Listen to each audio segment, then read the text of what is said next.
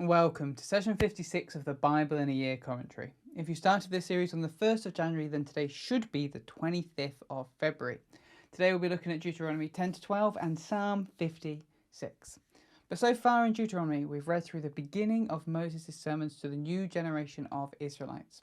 We noted how the perspective shifts, so now it seems like the narrator is looking back at this time in Israel's history from their future and from the other side of the river. We read as Moses recapped how the Israelites got here from Egypt, and in particular we zoomed in on how this retelling showed us the collective term of descendants of Nephilim was Rephaim. Moses pointed out that everywhere the neighbouring nations had settled, they had first driven out and killed all the Rephaim there.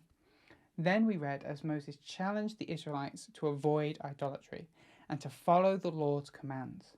We saw how Moses repeatedly used the call to hear the Lord's commandments. He reminded the people that they are a chosen people, set apart and called to be loyal to him. They weren't to mix with the other nations or take on their wicked practices. Moses then warned them that when God does give them the land and his blessings, they did not earn them with their own might or because they were righteous. Quite the opposite. They are a small nation who continuously rebelled against God. Instead, the blessings come because of God's faithfulness. So let's jump in with Deuteronomy 10 to 12. Carrying on from yesterday, where Moses had been reminding the people of the time they had turned from God and worshipped a golden calf, he now reminds them how God was faithful and chose to renew his covenant with them. He then encourages them, in light of their previous disobedience and God's faithfulness, to circumcise their hearts and be obedient. Moses recognized that it's the people's hearts that are stopping them from being obedient. Their hearts are not right before God. If they're going to be obedient going forward, they need to address their hearts. Right hearts look like people shaped by love, a people who pursue justice, protecting those who can't protect themselves, a people who fear God, remembering all that he has done and holding to it. It involves letting all that God has taught them sink deep into their hearts. It should be a lens they see through, and it should be taught to their children so that they can get it into their hearts. And Moses reminds them why obedience is important. When they have been obedient in the past, God has blessed them. All they've done is been successful and they've prospered. But when they've been disobedient in the past, he has cursed them. There was disease in their camps and they had failed at whatever they tried to do. In this sense, Israel has a unique relationship with God. When we're disobedient today, God doesn't curse us or send diseases our way. He does, however, still let us face the consequences of our actions, which can oftentimes be just as bad. Having reminded Israel of the importance of following the law, Moses now begins to actually recap the law.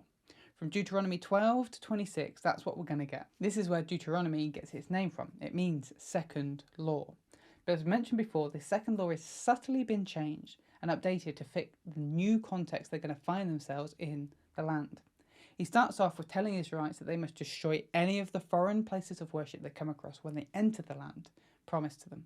They're to remove anything and everything that would tempt them to worship other gods. Once these places of worship to other gods are destroyed, the people are to establish the one place of God's worship, where he will show them. This is the only place they are to bring offerings and sacrifices.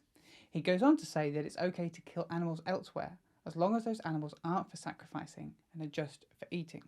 This is different from the instructions we got in Leviticus 17 verses 1 to 7, which previously said that all animals must be sacrificed at the tabernacle first before they could be cooked and eaten.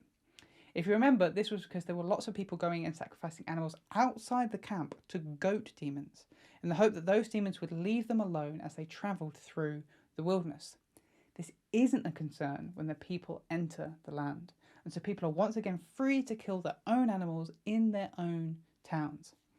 In this, we see that even within the space of the Torah, we get some instructions introduced that by the end of the Torah are no longer relevant.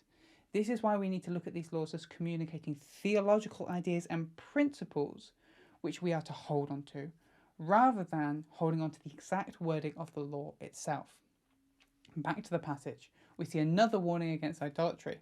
As always, the most important thing to grasp is the correct way to worship God, as that is the beginning and centre of our relationship with him.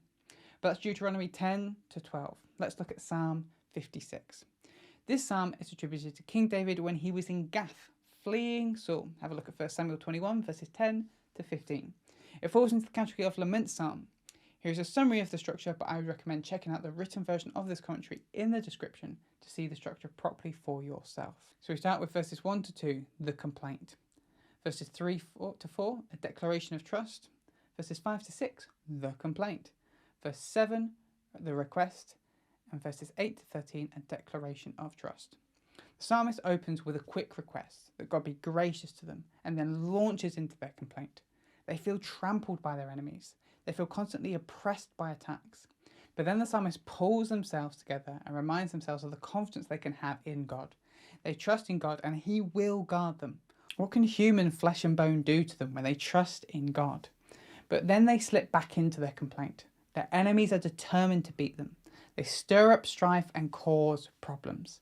This leads the psalmist to make a simple request. Cast them down, God. Stop them in their tracks. Having shared his complaint and made his request, the psalmist turns back to trust. God knows them.